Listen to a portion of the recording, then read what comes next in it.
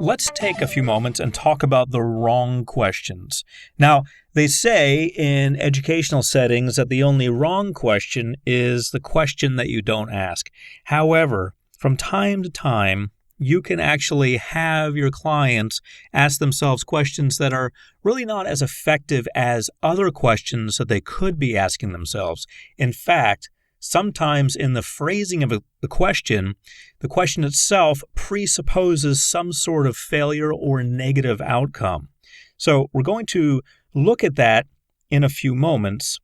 However, I want you to really understand this idea because you're going to be teaching your clients how to ask themselves questions.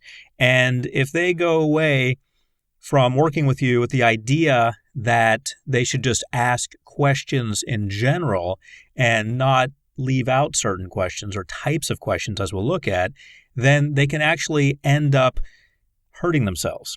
And what I mean by that is either not getting anywhere or making decisions based on these ineffective questions that really aren't very helpful or productive, really not getting them where they want to be. Remember, your client's goal is to get ahead, to get further down the road, to make advancements that they wouldn't have otherwise made without your help. And a key part of all of this is the right questions. Right questions are so very powerful and so very positive. We're going to look at this in more detail, but I want you to really understand the power of using the right questions. So, when you work with your clients, realize that you want to have them asking questions that are going to, first of all, be broad, and then they're going to probe down in each of those categories. Then they're going to clarify the answers they're getting, and then they're going to eventually get down to yes or no, or several choices that they're going to have to choose from. So that's the goal as you funnel down. However, it's easy to get them on the wrong track by introducing or interjecting at certain points. You can interject the wrong questions, which really slow things down and kind of gum up the works. So we're going to get more into this in more detail, but realize that the questions are what facilitate the outcomes that you want. You have to understand the power of questions. You have to understand that there are two paths you can choose from: the appropriate questions, the powerful questions, or the inappropriate questions, the ones that do more harm than good, the ones that really don't get them any further down the road than they were before asking those questions. In some cases, they're a setback. So realize that clients should never ask themselves questions that include the words always, never, and everything. These questions are questions that really are daunting to the client. For example, why does Sally always come in late? Well, always really takes a lot of power out of that, and she probably doesn't always come in late. Why will things always be this way? Why do we always lose out on the big contracts we go after? Never is the same way. It's limiting in its openness. It's too open in a negative way. Why do we never get what we want? Why do things never work out? The concept of always and never is very interesting. It's usually what happens to us when we take some evidence from some things that have happened and we really blow it out of proportion. We say, oh, this is always happening, or this is never happening. How about everything? Why does everything go wrong? These questions are way too open in a negative way. You need to have them focus. You need to have them come back to reality and realize that they're not dealing with always. They're not dealing with never. They're not dealing with everything. They're dealing with specific situations in specific categories that are, in fact, limited. They're not going to always happen. The company that they build will not always be around. It may, but there's no guarantee of that it will always be around. Always implies infinity. It implies it's going to be there until the end of time, or perhaps beyond. It's always going to be there. These questions really don't make much sense when we look at them in the light of reality. Never doesn't really make any sense either, because never precludes the possibility of it ever happening. It will never happen. We will never find water on the moon. Well, guess what? Recently they found water on the moon. A lot of water on the moon. Yes, that's actually a fact. So if you say never, you limit yourself in your mind, and you teach your client to limit themselves in their minds. More importantly, you limit possibility. Who are we to say never, or always, or everything? These concepts are beyond what we deal with. They get into metaphysical, philosophical concepts. So you want to make sure that you bring them down to reality and open them to possibility. These words block possibility. If you say something's always going to be that way, well, if you're saying it's always going to be good, what if it's not? If you're saying it's always going to be negative, you block the possibility of creating positive. For example, why can I never do this correctly? That's another great example. When I say great, I mean great in quotation marks, because it's an example of how frustrated people get. They look at a situation, they've got a little bit of evidence, they see that maybe they haven't done it correctly a few times, maybe every time they've tried to do it, whatever it is, they haven't done it correctly. Let's say you're working with an actor, and you're hired as a life coach to help that actor get her act together. And she's going to auditions, and she's not passing the auditions. Failing to realize, of course, that most actors don't pass auditions. That's just the way it is. They're called in, and so are many other people, and they're lucky if they get chosen for something after 100 auditions. It's a numbers game. They have to keep on making attempts and focusing on the positive. So this person who may be a client of yours, let's say this is Sally, goes in and she's had 3 auditions, 3 whole auditions, and she feels that she's not doing it correctly. There must be something wrong with her. I mean, after all, she's very attractive, she's very talented, she should get the job, but something's wrong. Well, the acting jobs don't always go to the most attractive person or the most talented person. Sometimes they go to the person who looks like they should be in that role because they look like Aunt so-and-so. It doesn't always have to do with skill or looks.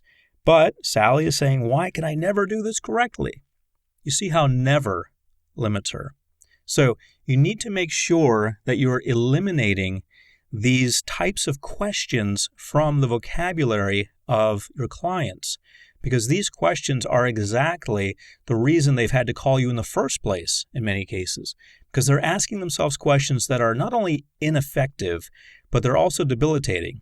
They're also causing them to set themselves up for failure down the road. If Sally can never do this correctly, that means until the end of time, she can never do it correctly. That is a question that limits her. So she has stopped herself mentally from going on. What happens next when we stop ourselves mentally from going on? We just shut down. She may decide, well, I'm not cut out to be an actor anyway. I'm just going to go back to Oklahoma and call it a day, because she didn't ask herself the right questions. She asked herself a question that has to do with negative thinking, and it stopped her in her tracks. So, of course, you want to encourage clients to use positive language. Positive language. Now, this doesn't mean that they're living in a dream world. This doesn't mean that she should ask herself, why do I get every single role that I audition for? Because she's going to realize that that's not reality. Actors don't get every single role they audition for. Well, I shouldn't say don't. I should say that it's unlikely. And it's also likely that you are going to set up your client for failure. If they start asking themselves questions like that, why do I get every single role I audition for? And then the evidence comes into the subconscious mind that they're really not getting it, there's going to be a disconnect. So you want to make sure that you're focusing them on positive, but not focusing them on something that's so far out of reality that it's going to work against them, that they're going to feel that they're feeding themselves lies. They're feeding themselves information that's quickly shown not to be accurate. So, the positive questions are what you should always be looking for, positive language. You should be looking for ways to encourage them to ask the right questions. For example, a great question in this case for Sally would be, how many auditions does the average actor go on before getting a role? And the answer is going to be a lot. Sometimes it's about 100. I don't know if there's ever been a study about it, but Sally can start asking around. She can start asking people who are successful, not people who have tried and failed and given up. Those aren't the people to ask, and Sally may very well have a collection of friends who are in the same category as her, and she needs to start asking people who are successful, or looking online for examples of people who are successful, and find out, with a successful actor, how many times do they normally have to try? When we look at people, when we talk about acting, and I think about Sylvester Stallone, who had the script for Rocky, and who knows how many people he approached with that. The number is very, very high. You should actually check into that. The number is startlingly high. How many people he had to approach with that and get shot down. Oh, this will never work. What, a guy who becomes a boxer? And no, I don't think so. He got shot down by many people. A lot of people who become successful got shot down a lot because going through all the no's, the NO's, is part of getting to the yeses. It's a numbers game. So Sally needs to start asking herself questions that get to the truth of her industry. And the truth is that if you just stick with it, you get somewhere. So you want to help them realize the benefits of changing negative self-talk to positive self-talk. So here we go beyond just the questions and we get into self-talk, because really the questions are similar to self-talk. If Sally's saying, why do I always fail? Why can I never do this correctly? Why do these auditions never work out for me?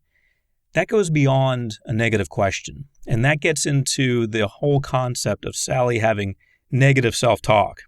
You can rest assured that the rest of her conversation about herself and her acting career is also negative, and those are both symptoms of her negative thinking.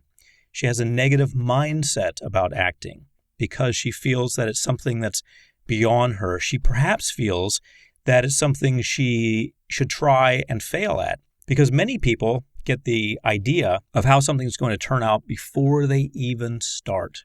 As interesting as that may sound, a lot of your clients are already going to have an idea of how they should fail before they even start.